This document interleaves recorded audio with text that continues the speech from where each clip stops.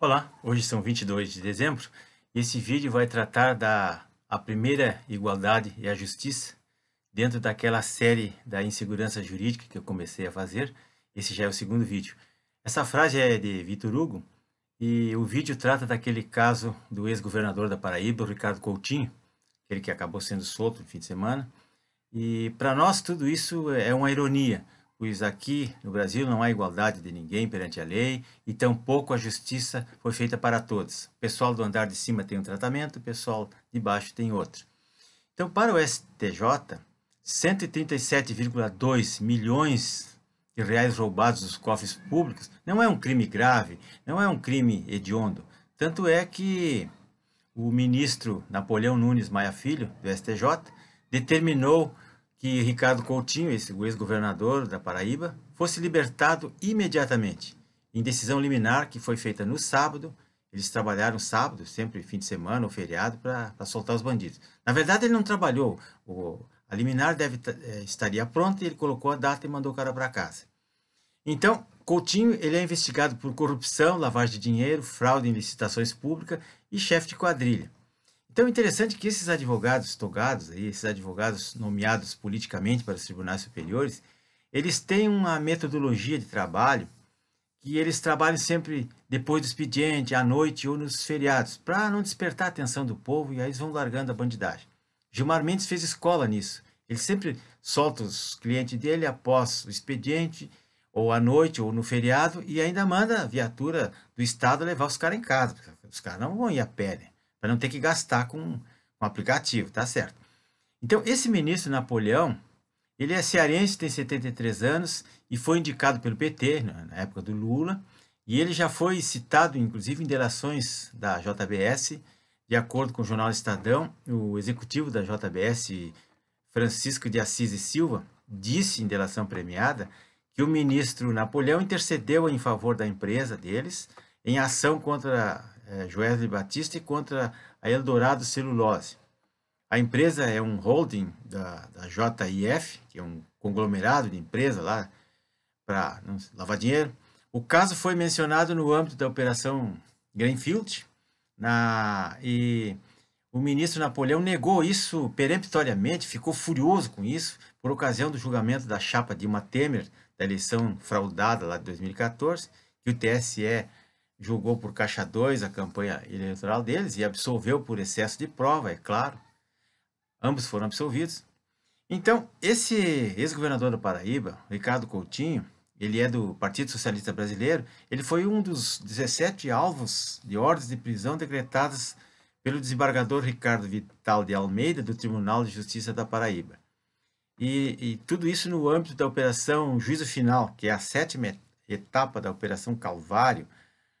Então, no dia, foi presa Márcia de Figueiredo Lucena Lira, que era uma prefeita de uma cidade lá, mais a deputada estadual Estela Bezerra, também da Paraíba, ambas do PSDB, além de outros ex-secretários do governo, do Coutinho e mais, num total de 17 pessoas foram presas, mas foram todas liberadas juntamente com ele.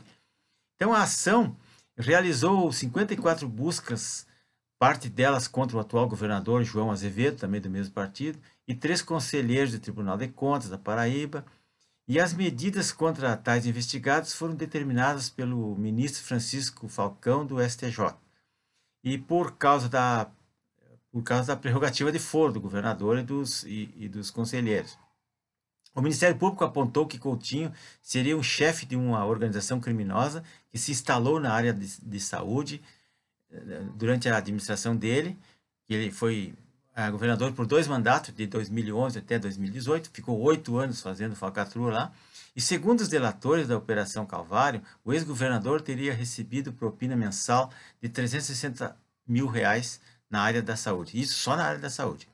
Então, a Procuradora-Geral da Paraíba, Livânia Farias, que também ocupou o cargo de secretária da Administração do Estado no governo dele, disse em colaboração premiada haver uma rotina na entrega de dinheiro em espécie na Granja de Santana, que é a residência oficial do governador da Paraíba.